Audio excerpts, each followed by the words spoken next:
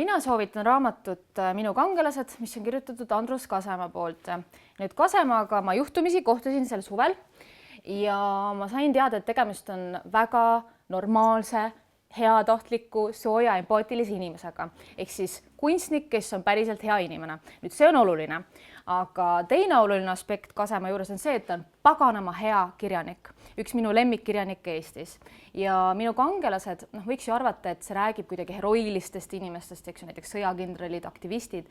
Aga ei, ta räägib tavalistest inimestest nagu mina, sina, kõik me siin, kes me siin Eestis elame.